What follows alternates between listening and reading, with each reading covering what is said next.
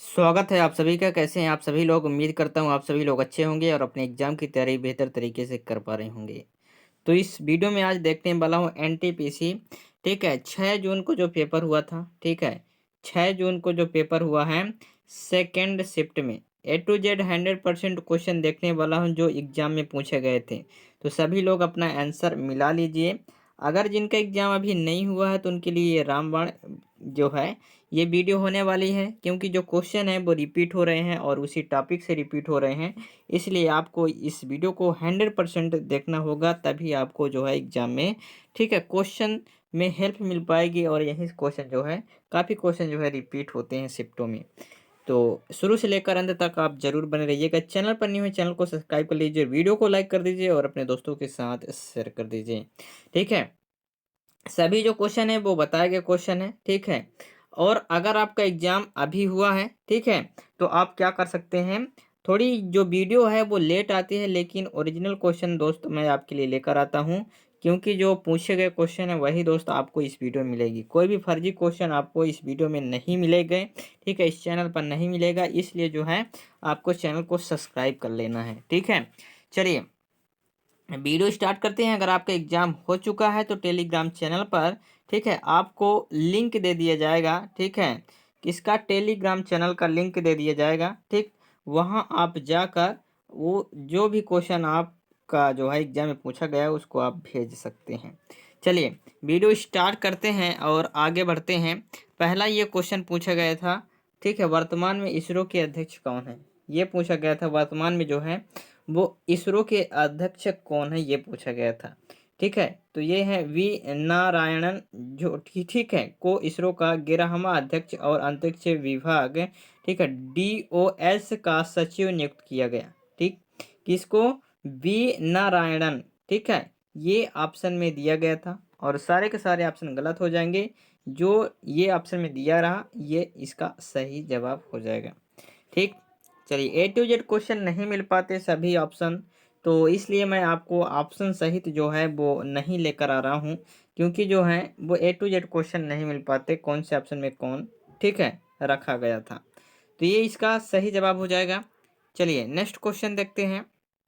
ये जो है नेक्स्ट क्वेश्चन ये रहा।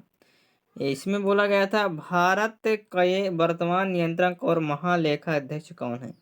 भारत के वर्तमान नियंत्रक और महालेखा, ठीक है, परीक्षक कौन है? ठीक है, भारत के वर्तमान नियंत्रक और महालेखा परीक्षक कौन है? तो के संजय मूर्ति। कौन है? के संजय मूर्ति इसका सही जवाब हो जाएगा। ये ऑप्शन में दिया गया था, तो के संजय मूर्ति इस क्वेश्चन का सही जवाब होगा। चलिए नेक्स्ट क्वेश्चन ये रहा। ये पूछा गया था, ठीक है, 2014 की कौन सी योजना है जो निवेश विनिर्माण स्किल से संबंधित है? ये पूछा गया था। ठीक है, 2014 की कौन सी योजना है जो निवेश विनिर्माण स्किल से संबंधित है? तो मेक इन इंडिया।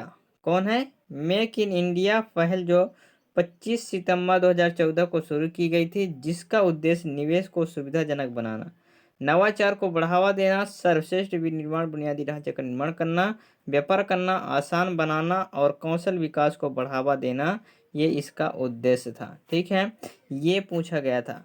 कौन सा? मेक इन इंडिया जो है वो योजना जो है वो बनाई गई थी 2014 में। ठीक, चलिए नेक्स्ट क्वेश्चन देखते हैं जो एग्जाम में पूछा गया था। ये पूछा गया था कि प्रधानमंत्री नरेंद्र मोदी 43 साल, ठीक है, में किस खाड़ी देश की यात्रा करने वाले पहले भारतीय PM बने? प्रधानमंत्री नरेंद्र मोदी 43 साल में किस खाड़ी देश की यात्रा करने वाले पहले भारतीय PM बने? ये हो जाएगा कुवैत। ठीक है, कुवैत, यानी इसका आंसर क्या होगा? कुवैत हो जाएगा, ये ऑप्शन में दिया था। ठीक है, चलिए इसमें पूछा गया था कि स्वदेशी आंदोलन कब शुरू हुआ था? स्वदेशी जो आंदोलन है वो कब शुरू हुआ था, ये पूछा गया था। स्वदेशी आंदोलन जो है 7 अगस्त 1905 को बंगाल के कलकत्ता टाउन हॉल में घोषित किया गया था। कब? ठीक है, स्वदेशी आंदोलन जो है 7 अगस्त 1905 में, ठीक है, जब भारत के तत्कालीन वायस राज जो थे वो कौन थे? लॉर्ड कर्जन ने ठीक है, जुलाई 1905 में बंगाल के विभाजन की घोषणा की। स्वदेशी आंदोलन की शुरुआत 1905 में की गई थी। कब की गई थी? 1905 में इसकी जो है वो शुरुआत की गई थी, जो बंगाल विभाजन के विरोध में हुई थी। किसके विरोध में हुई थी अगर आपसे पूछा जाए तो बंगाल विभाजन के ठीक है उद्देश्य में विरोध में हुई थी ये। ठीक, नेक्स्ट क्वेश्चन ये पूछा गया था कि थार रेगिस्तान के क्षेत्र में कौन नहीं आता है। ठीक है, थार जो है रेगिस्तान के क्षेत्र में कौन नहीं आता, तो थार रेगिस्तान जिसे महान भारतीय मरुस्थल भी कहा जाता है, एक ऐसा रेगिस्तान क्षेत्र जो उत्तर पश्चिम ठीक है भारत और दक्षिण पूर्व पाकिस्तान में फैला हुआ है। ठीक है, ये पश्चिम सिंधु नदी के मैदान, उत्तर में पंजाब के मैदान। ठीक है, ये ऑप्शन में दिए गए थे लेकिन बोला गया था कौन सा नहीं है। इनमें से जो ऑप्शन हट के होगा वही इसका राइट आंसर होगा। पश्चिम में सिंधु नदी के मैदान, उत्तर पूर्व में पंजाब के मैदान, दक्षिण पूर्व में अरावली पर्वत और दक्षिण में कच्छ के रण से घिरा है। ठीक है, तो इसमें जो ऑप्शन नहीं थे ठीक है इसके अंदर जो ऑप्शन हैं वो सही जवाब नहीं होंगे, नहीं है बोला गया था तो जो इससे हट के है ठीक है ऑप्शन में वही इसका सही जवाब हो जाएगा। नेक्स्ट क्वेश्चन ये रहा, शकों पर विजय प्राप्त करने के बाद चंद्रगुप्त मौर्य ने किससे विवाह किया था। शकों पर विजय प्राप्त करने के बाद चंद्रगुप्त मौर्य ने किससे विवाह किया था, तो ये विवाह किया था नंदी राजकुमारी से। ठीक है, किससे, नंदी ठीक है राजकुमारी से विवाह किया था, जिनसे उन्हें पुत्र बिंदुसार हुआ था। क्या था, जो है वो चंद्रगुप्त मौर्य का पुत्र कौन है, बिंदुसार। और अगर माता की नाम पूछा जाए तो नंदी राजकुमारी। ठीक, ये भी दोस्त यहाँ से क्वेश्चन बन सकता है आपके लिए। ठीक है, इसमें पूछा गया था विजय प्राप्त करने के बाद चंद्रगुप्त मौर्य ने किससे विवाह किया था, तो नंदी राजकुमारी से किया था। ठीक है, चलिए नेक्स्ट क्वेश्चन देखते हैं। नेक्स्ट क्वेश्चन ये रहा, नरेंद्र मोदी ने गति शक्ति किस लिए लाया था। नरेंद्र मोदी जो है वो गति शक्ति जो है वो किस लिए लाया था ये बताना है, उद्देश्य इसका क्या था। 15 अगस्त ठीक है 15 अगस्त 2021 को पीएम गति शक्ति योजना की घोषणा की थी। पीएम गति शक्ति योजना का मकसद देश में विश्व स्तरीय बुनियादी ढांचा को तैयार करना इसका मेन उद्देश्य था। किसका, विश्व स्तरीय में ठीक है बुनियादी ढांचा तैयार करना। कौन सा, शक्ति योजना का मकसद क्या था, ठीक है मकसद देश में विश्व स्तरीय बुनियादी जो है वो ढांचा तैयार करना इनका मेन मकसद था। ठीक है, नेक्स्ट क्वेश्चन देखते हैं। ठीक है, ये बोला गया था कि ठीक है रैम RAM ठीक है रैम का क्या कार्य है। ठीक है, इसका पहले फुल फॉर्म जान लीजिए, तो इसका फुल फॉर्म होता है रैंडम एक्सेस मेमोरी। ठीक है, रैम यानी रैंडम एक्सेस मेमोरी कंप्यूटर का स्थायी स्टोरेज है। ये भी दोस्त आपसे क्वेश्चन पूछा जा सकता है स्थायी है या ठीक है अस्थाई है, तो आपको बताना है अस्थाई है। कैसा है, अस्थाई। ठीक है, अस्थाई है। ठीक, तो सीपीयू जो है वो इसको हम बोलते हैं, सीपीयू का अगर फुल फॉर्म पूछा जाए तो सेंट्रल प्रोसेसिंग यूनिट को डेटा और निर्देशों को जल्दी से एक्सेस करने की सुविधा ये प्रदान करता है। यह डेटा को अस्थायी रूप से स्टोर करता है जिसे आप वर्तमान में उपयोग कर रहे हैं। ठीक है, और जैसे कि हम कोई भी डेटा ओपन कर रहे हैं तो रैम का कार्य क्या होता है, रैम का यही कार्य होता है कि सीपीयू जो है ठीक है डेटा को निर्देश से एक्सेस करता है, डेटा का जो है वो एक्सेस करता है। ठीक है, एप्लीकेशन को ओपन या दस्तावेज जब हम कंप्यूटर बंद करते हैं तो रैम में संग्रहित डेटा मिट जाता है। ठीक है, इसलिए यह अस्थिर मेमोरी है। जैसे हम क्या करते हैं कि कंप्यूटर या लैपटॉप को बंद करते हैं तो ये जो डेटा होता है वो हट जाता है जो रैम में पड़ा रहता है। ठीक है, तो इसलिए हम इसे क्या बोलते हैं, इसे हम बोलते हैं अस्थिर। ठीक है, यानी अस्थाई डेटा इसे हम बोलते हैं। ठीक है, चलिए इसमें पूछा गया था कि निशुल्क न्यायिक सहायता किस में शामिल किया गया, मौलिक कर्तव्य अधिकार।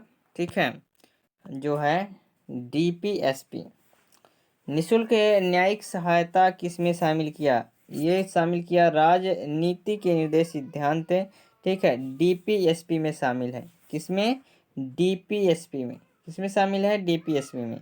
ये संविधान के किसमें, 4 ठीक है, चौथे में वर्णित है, भाग 4 में वर्णित है, जिसे 42वें संविधान संशोधन द्वारा जोड़ा गया है। किससे?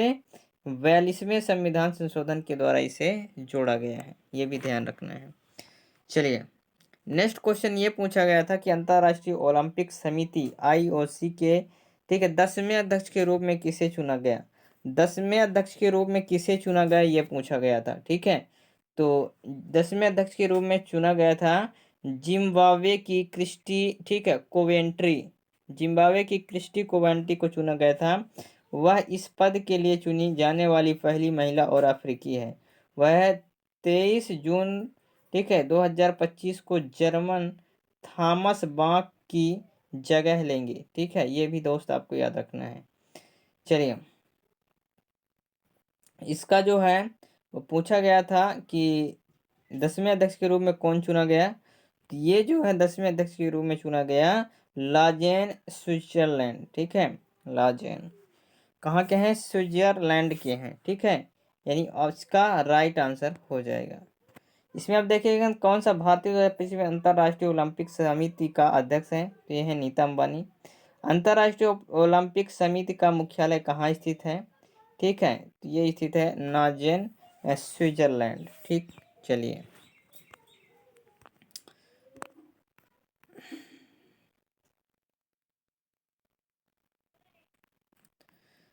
अंतर्राष्ट्रीय ओलंपिक समिति आईओसी 10वें अध्यक्ष के रूप में किसे चुना गया? जिम्बाब्वे। इसको आपको ध्यान में रखना है। ठीक है, जिम्बाब्वे की क्रिस्टी, ठीक है, कोवेंट्री।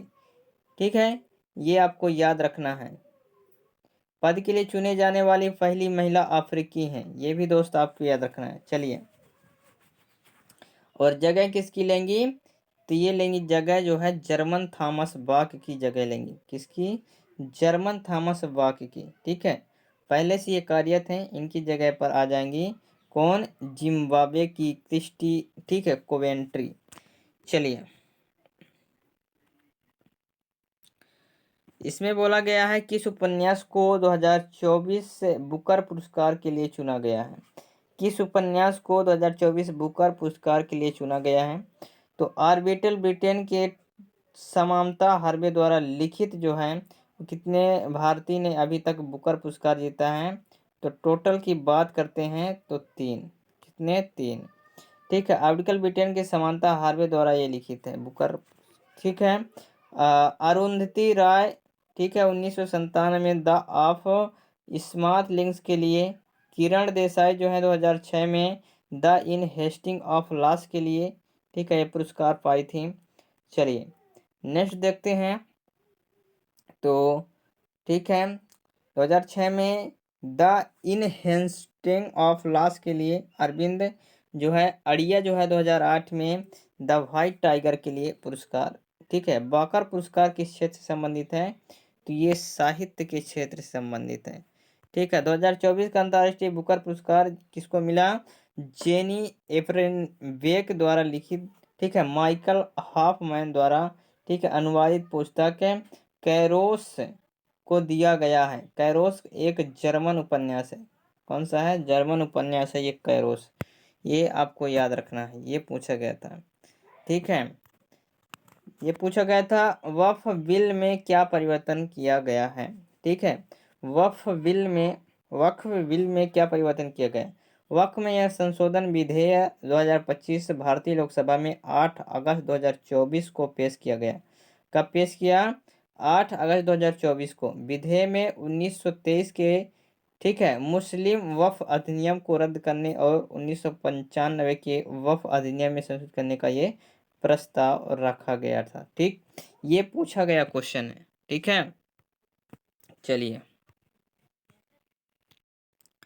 नेक्स्ट क्वेश्चन पूछा गया था भारत में सिंचाई के मुख्य स्रोत में से कौन सा है? भारत में जो है वो सिंचाई के लिए मुख्य स्रोत पूछा गया था। भारत में सिंचाई का मुख्य स्रोत जो है वो भूजल है। ठीक है, अंडरग्राउंड वाटर है, जिसे हम कहते हैं कुएं, नलकूप से निकाला जाता है। इसके अलावा जो है नहर है, तालाब, ये सिंचाई के स्रोत हैं। इसी ऑप्शन में दिया गया था। ठीक है, कौन सा है? ठीक, ये जो है यही जो है वो ऑप्शन में दिए गए थे, इन सही जवाब हो जाएंगे। ठीक, चलिए, नेक्स्ट क्वेश्चन ये रहा कि अगर मैं माइक्रोसॉफ्ट विंडोज में अल्ट प्लस टैब दबाता हूँ तो क्या होगा? अगर माइक्रोसॉफ्ट विंडो में हम क्या करें, अल्ट प्लस टैब दबाता हूँ तो क्या होगा? तो इससे होगा कि विभिन्न खुली हुई विंडो या एप्लीकेशन के बीच स्विच कर सकते हैं। ठीक है, विभिन्न खुली हुई विंडो या एप्लीकेशन के बीच हम क्या करते हैं, स्विच कर सकते हैं एक स्थान से दूसरे स्थान तक अल्ट प्लस टैब दबाने से। ठीक, ये पूछा गया था। ठीक है, और ये पूछा गया था कि गुप्त साम्राज्य में सामंत और भक्ति किसे कहते हैं? तो गुप्त साम्राज्य में सामंत और भक्ति दो अलग अलग संदर्भों के उपयोग में जाते हैं। ठीक है, सामंत राजा के अधीन शासक थे जो राजा और ठीक है, राजा को सेना और धन प्रदान करते थे। भक्ति का अर्थ होता है कि राजा के प्रति निष्ठा, समर्पण और समर्पण। ठीक है, ठीक है। नेक्स्ट क्वेश्चन जो पूछा गया था वो पूछा गया था कि रसोई में पराशण का एक उदाहरण है। पराशण का उदाहरण जो है वो पूछा गया था। तो पराशण के उदाहरण आप देख लीजिए, इतने सारे उदाहरण हैं जो पराशण के उदाहरण हैं। ठीक है, तो इन्हें ऑप्शन में दिए रहेंगे। अचार बनाना, सूखे मेवे को पानी भिगोकर, सलाद के पत्तों को पानी भिगोना, नमक के मछली को सुखाना। ठीक है, नमक से मछली को सुखाना, ये सभी जो हैं वो पराशण के उदाहरण हैं। ठीक है, तो सूखे मेवों को पानी में भिगोना, ये दोस्त ऑप्शन में दिया गया था। ठीक है, सही जवाब हो जाएगा। नेक्स्ट क्वेश्चन ये रहा। ठीक है, चलिए। दिल्ली की मुख्यमंत्री रेखा गुप्ता किस विधानसभा क्षेत्र से चुनाव लड़ी थी? तो दिल्ली की मुख्यमंत्री जो है रेखा गुप्ता जो है वो किस विधानसभा क्षेत्र से चुनाव लड़ी थी? तो शालीमार बाग निर्वाचन क्षेत्र से जो है ये चुनाव लड़ी थी। ठीक है, चलिए इनके बारे में जान लेते हैं। 20 फरवरी 2025 से दिल्ली की 9वीं मुख्यमंत्री के रूप में जो है सेवारत हैं ये। ठीक है, और सुषमा स्वराज, और ये आती हैं बीजेपी पार्टी से। ठीक है, कौन सी पार्टी से? BJP party. शीला दीक्षित और आतिशी मारलेना के बाद वह इस पद को संभालने वाली चौथी महिला है। महिला के, ठीक है, महिला के बारे में बात करते हैं तो चौथे नंबर की ये महिला है। ठीक है, किसके किसके बाद? सुषमा स्वराज और शीला दीक्षित और आतिशी मारलेना, इसके बाद जो हैं वो संभालने वाले जो हैं कौन है? ठीक है, रीता गुप्ता। ठीक है, चलिए। और रेखा गुप्ता जो हैं किस विधानसभा चुनाव लड़ी? तो शालीमार बाग निर्वाचन क्षेत्र से। कहाँ से? शालीमार बाग निर्वाचन क्षेत्र से जो है वो रेखा गुप्ता जो है अब दिल्ली के मुख्यमंत्री हैं। ठीक है, रेखा गुप्ता। कौन? रेखा गुप्ता। ठीक है, नेक्स्ट क्वेश्चन पूछा गया था। कांग्रेस का दिसंबर 1929 का अधिवेशन जिसमें पूर्ण स्वराज का प्रस्ताव पारित किया गया था, इसकी अध्यक्षता किसके द्वारा की गई थी? तो इसकी जो है वो अध्यक्षता जो है बात करते हैं तो दिसंबर 1929 में कांग्रेस के लाहौर अधिवेशन में पूर्ण स्वराज प्रस्ताव पारित किया गया था। ठीक है, दिसंबर 1929 में जवाहरलाल नेहरू लाहौर अधिवेशन के अध्यक्ष थे। ठीक है, तो जवाहरलाल नेहरू के द्वारा ये जो है वो किया गया था अध्यक्षता। ये क्वेश्चन में पूछा गया था। ठीक, चलिए नेक्स्ट क्वेश्चन देखते हैं। नेक्स्ट क्वेश्चन ये पूछा गया था कि गुप्त काल के बाद अग्रहार किसके अधीन आता था? गुप्त काल के बाद अग्रहार किसके अधीन आता था? तो गुप्त काल में ब्राह्मण एवं मंदिर को दी जाने वाली भूमि को कहा जाता था जो है वो क्या है? अग्रहार। ठीक है, तो गुप्त काल के बाद जो है अग्रहार क्षेत्रीय राजवंशों जैसे कि पल्लव हो गया, चोल हो गया, और कौन से हो गए? ये हो गए अन्य शासकों के अधीन आए। किसके? पल्लव, चोल और अन्य शासक के। ठीक है, यही दोस्त जो है वो ऑप्शन में दिए गए थे। चलिए नेक्स्ट क्वेश्चन ये है कि गुप्त काल में भूमि नियंत्रण के लिए मुख्य अधिकारी कौन होता था? गुप्त काल में भूमि नियंत्रण के लिए मुख्य अधिकारी कौन होता था? तो मुख्य अधिकारी इसमें जो होते थे वो अग्रहारिक होता था। कौन है? अग्रहारिक। यह अधिकारी अग्रहारों ब्राह्मणों को दान की गई भूमि का प्रभार होता था और सुनिश्चित करता था कि भूमि का जो है वो उचित प्रबंध किया जाए। तो ये क्वेश्चन जो है वो लास्ट क्वेश्चन था। 100% सभी जो क्वेश्चन है वो रियल हैं। ठीक है, 6 जून, ठीक है, 6 जून और सेकेंड शिफ्ट में सभी जो क्वेश्चन है पूछे गए क्वेश्चन है। अगर आपका एग्जाम हो चुका है तो आपको, ठीक है, टेलीग्राम में जाना है और मैसेज जरूर करना है, ठीक है, क्वेश्चन। चलिए मिलते हैं नेक्स्ट वीडियो में, तब तक के लिए जय हिंद, वंदे मातरम।